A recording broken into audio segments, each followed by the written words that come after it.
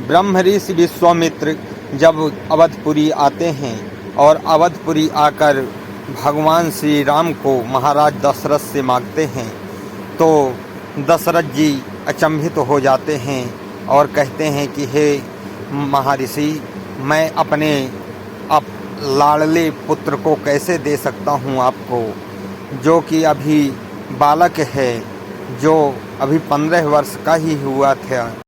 हे महर्षि, मैं आपके साथ चलता हूँ, मेरी पूरी सेना चलती है और आपका यज्ञ की रक्षा करेगी। तब वशिष्ठ ऋषि समझाते हैं कि हे राजन, ब्रह्म ऋषि विश्वामित्र स्वयं अपने यज्ञ की रक्षा कर सकते हैं, मगर वो तुम्हारे पुत्रों को इसलिए लेने आए हैं ताकि उनको वह कुछ शिक्षा दे सकें, और तुम्हारे बाद तो उन्हीं को राजकाज संभालना है। इसलिए राजन, तुम यह चिंता त्याग दो।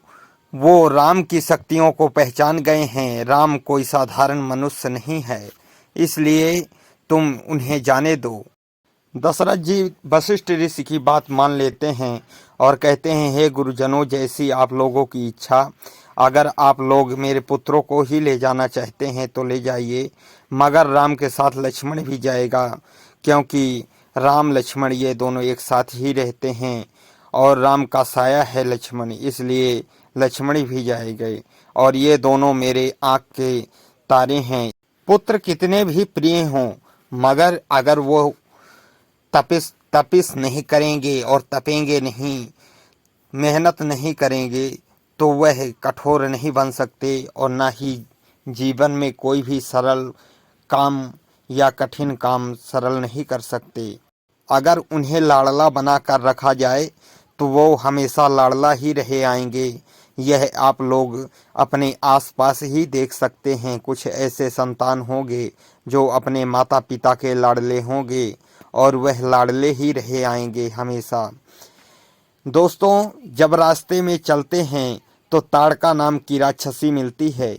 ताड़का भयानक राक्षसी थी, जो कि रावण के यहाँ से आई हुई थी, रावण की गुप्तचर थी, और वह रास्ते में ही राम लक्ष्मण को और विश्वामित्र को रोक लेती है और उन्हें नहीं जाने देती। तब भगवान श्री राम उस पर बाण चला देते हैं और उसका वध कर देते हैं।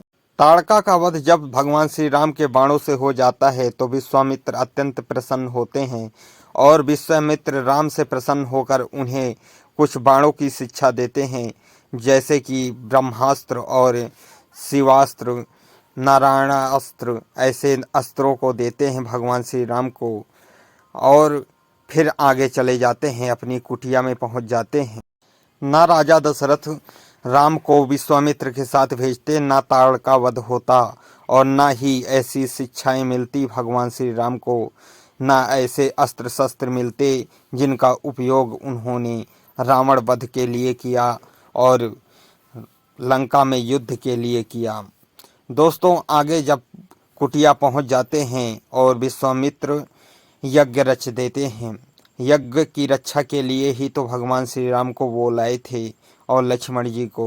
यज्ञ की रक्षा के लिए वह कुटिया के आसपास ही विचरण कर रहे थे।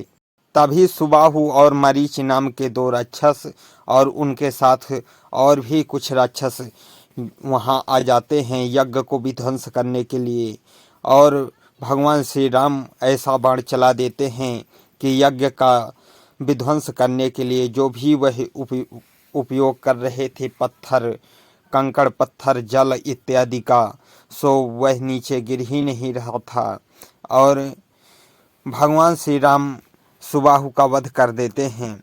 सुबाहु का वध जब कर देते हैं तो मरीच वहीं रहता है और देखता रहता है और वह राम पर झपटता है तो भगवान श्री राम बिना फर का बाण चला देते हैं उसके ऊपर और वह सीधा जाकर लंका में गिरता है।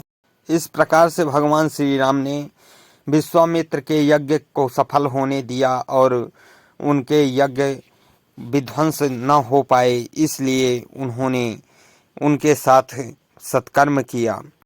इसी के साथ ब्रह्म ऋषि का सानिध्य भगवान श्री राम को मिला और उनसे हजारों प्रकार की विद्याएं मिली और ज्ञान मिला। दोस्तों, मेरी यह वीडियो आप लोगों को कैसी लगी कमेंट बॉक्स में ज़रूर बताएं, और अगर अच्छी लगी हो तो वीडियो को लाइक करें और मेरे इस यूट्यूब चैनल को सब्सक्राइब करें, ताकि भगवान की इसी प्रकार से वीडियो मैं आप लोगों के लिए लाता रहूं। जय श्री राम दोस्तों।